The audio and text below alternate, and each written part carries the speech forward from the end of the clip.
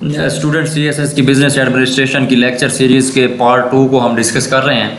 तो पार्ट 2 के अंदर हमने पिछला टॉपिक पढ़ा फंक्शंस ऑफ एचआर, उसके बाद हमने जी देखा method and process of job analysis, और आज हम इसको डिस्कस करेंगे planning and forecasting personal needs, कि पर्सनल की जो नीड है उसको आप प्लान और फोरकास्ट कैसे करते हैं। तो इसको ये भी एक छोटा सा टॉपिक है, लेकिन कोर्स आउटलाइन में है तो ज़ाहिर है इसको करना तो पड़ेगा।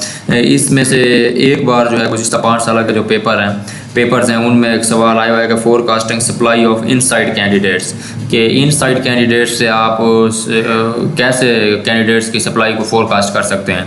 तो बगैर लेट किए हम इस टॉपिक को स्टार्ट करते हैं।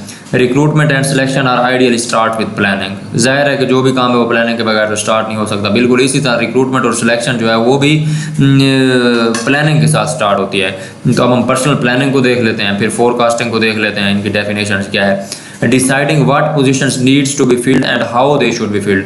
आपको ये फैसला करना है और डिसाइड करना है कि किन किन वेकेंट पोजीशंस को अर्जेंटली या कितने ड्यूरेशन के बाद फिल होने की ज़रूरत है, कि आपने कौन कौन सी वेकेंट पोजीशंस को फिल करना है और आपने कैसे करना है, इसका प्रोसीजर क्या होगा, रिक्रूटमेंट प्रोसेस क्या होगा, आप कैसे ऐड देंगे या किन लोगों को हायर करेंगे, एक्सपीरियंस होंगे, फ्रेश होंगे, मल्टीनेशनल कंपनी से होंगे, फर्टिलाइजर सेक्टर से, टेक्सटाइल सेक्टर से, रिफाइनिंग सेक्टर से। ये जो काफ़ी सारे पॉइंट्स होते हैं ये आपको डिस्कस करने होंगे, प्लान करने होंगे, मतलब स्टार्ट करने से पहले कोई भी प्रोसीजर है जो एचआर का रिक्रूटमेंट प्रोसीजर उसको स्टार्ट करने से पहले आपको डिस्कस करने होंगे और उसको फाइनलाइज करना होगा। दूसरे नंबर पे हम देखते हैं जी फोरकास्टिंग। फोरकास्टिंग ये है कि estimation the size of staff needed to meet the goal of organisation. ये फोरकास्टिंग में बेसिकली आप स्टाफ को तखमीना लगा रहे होते हैं, फोरकास्ट कर रहे होते हैं कि हमें ऑर्गेनाइजेशन का जो हमने ऑब्जेक्टिव, स्ट्रेटजी और गोल्स बनाए थे उनको अचीव करने के लिए हमें कितने वर्कर चाहिए होंगे। मतलब ये सिंपली होता है वो ऑर्गेनोग्राम होता है हर ऑर्गेनाइजेशन के अंदर। हर इतने ऑर्गेनोग्राम के मुताबिक एक कंपनी की जो कोर मैनेजमेंट होती है ऑर्गेनाइजेशन की वो डिसाइड करती है जब एक नया यूनिट लगता है तो इसके अंदर टोटल कितने इंप्लॉयज चाहिए और किस कैडर के कितने लोग होंगे, मतलब operator, supervisor, senior engineer, chief engineer, department manager, ये हर यूनिट के अंदर कितने होंगे। एक डिपार्टमेंट मैनेजर 5 यूनिट को संभालेगा, 2 को संभालेगा या एक को संभालेगा। ये बेसिकली फोरकास्ट हो रहा होता है। ये फोरकास्ट की जो है वो मुख्तलिफ इकसाम है, जिनमें से मैं कुछ इकसाम आपके साथ डिस्कस कर लेता हूँ। पहले नंबर पे जी देखते हैं हम लोग ट्रेंड एनालिसिस। ट्रेंड एनालिसिस में जो है हम लोग फ्यूचर की एम्प्लॉयमेंट नीड को, ट्रेंड एनालिसिस में हम फ्यूचर की एम्प्लॉयमेंट नीड्स को जो है वो डिस्कस करते हैं। किस चीज़ को मद्देनजर रखते हुए, प्रीवियस एम्प्लॉयमेंट फिगर, यानी आपके जो गुज़िश्ता अदवार में या गुज़िश्ता वक्त में जो गुजर चुका है, पास्ट टाइम में आपके पास कितने एम्प्लॉयज़ थे। फ़र्क कर रहा है कोई स्पेसिफिक यूनिट है, एक उस स्पेसिफिक यूनिट में आपके पास पहले कितने एम्प्लॉयज़ थे, उसी हिसाब से आप एनालाइज करते हैं कि फ्यूचर में हमें कितने एम्प्लॉयज़ चाहिए होंगे।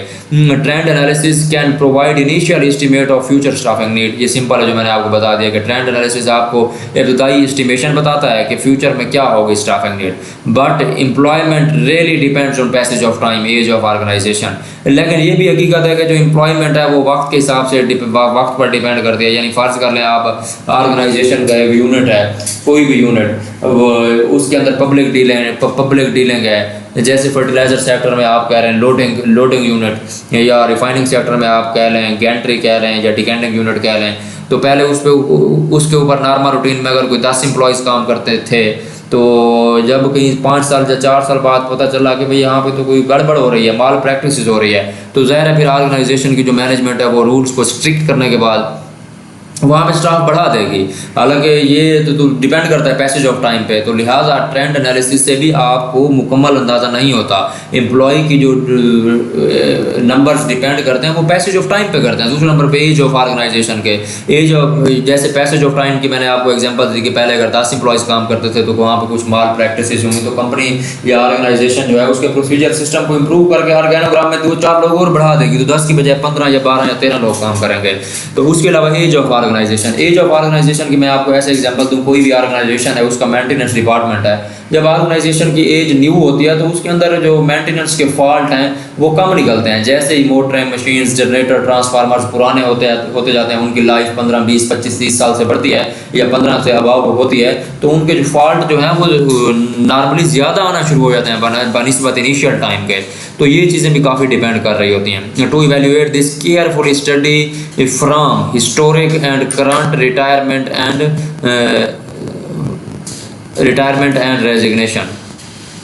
तो इसको आप इन सारी चीज़ों को इवेल्युएट करने के लिए आपको ये भी देखना होता है कि एहतियातन केयरफुल स्टडी फर्म हिस्टोरिक जो इदारा है, ऑर्गेनाइजेशन है, उसके तारीख में जो है वो कितने रिटायरमेंट और रेजिग्नेशन हुए, मतलब एनुअल एक साल के अंदर आपकी ऑर्गेनाइजेशन में गुज़िश्ता 5 सालों में एवरेज कितने लोगों ने रिज़ाइन किया और कितने रिटायर हुए। तो उस बेस पे भी आप हिस्टोरिकल ग्राउंड्स को मद्देनज़र रखते हुए आप जो है वो करंट एम्प्लॉयमेंट नीड्स का जो है और फ्यूचर एम्प्लॉयमेंट नीड्स का तखमीना जो है आप लगा सकते हैं रेजिग्नेशन और रिटायरमेंट के हवाले से।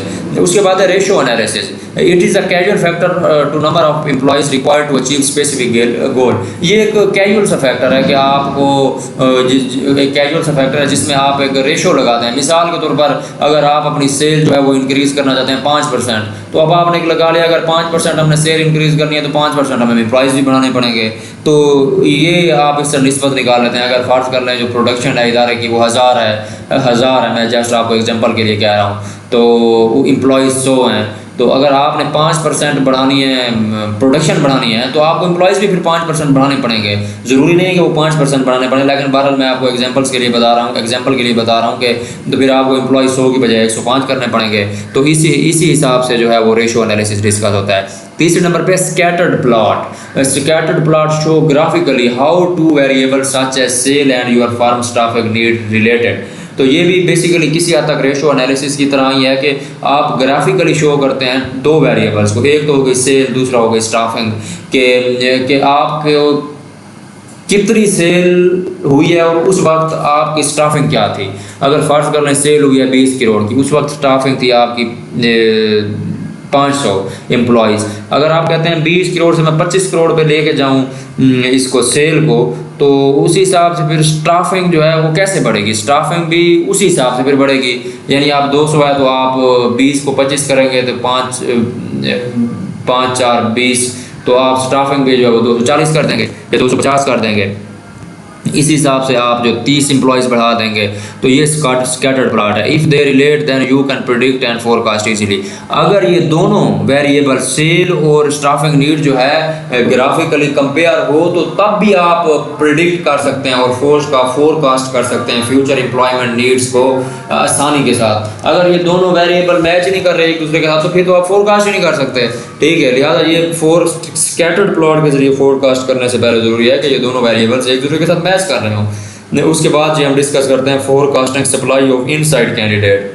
कि इनसाइड का मतलब इनसाइड कैंडिडेट का मतलब वो कैंडिडेट जो ऑर्गेनाइजेशन की 4 दीवार के अंदर काम करते हैं, inside organisation. A manager can forecast this by following method. This का मतलब होगा forecasting supply of inside candidate. ये मुख्तलिफ प्रोसीजर हैं, उनके जरिए आप इनसाइड कैंडिडेट्स को फोरकास्ट कर सकते हैं। मसलन आप क्वालिफिकेशन देखते हैं, एम्प्लॉई एजुकेशन देख लें, कैरियर एंड डेवलपमेंट इंटरेस्ट के, अगर आपको बाद में पता चले आपने किसी को एग्जेक्टिव बना दिया या डिपार्टमेंट सुपरवाइज़र बना दिया है, तो या मैनेजर बना दिया, तो बाद में पता चला कि वो उसकी वो एबिलिटी नहीं है सुपरवाइज़र करने की, वो एज ए सुपरवाइज़र या मैनेजर काम करने की एक तो अहलियत नहीं रखता, दूसरा उसके अंदर इंटरेस्ट ही नहीं है। तो ये चीज़ें जो हैं वो देखी जाती हैं। उसके अलावा एम्प्लॉय का परफॉर्मेंस रिकॉर्ड देखा जाता है कि उसका प्रीवियस रिकॉर्ड जो है परफॉर्मेंस का क्या है। उसके अलावा आप उसके स्पेशल स्किल्स देख सकते हैं, उसमें जो एक्स्ट्रा करिकुलम स्किल्स हैं, उसका एक्सपीरियंस कितना है, knowledge to be used in selecting. तो ये जो है ना मुख्तलिफ इक़साम के नॉलेज जो हैं वो कैंडिडेट की प्रमोशन के लिए इस्तेमाल होते हैं। तो उम्मीद है कि ये तो एक सिंपल सा टॉपिक था, आपको समझ आया होगा।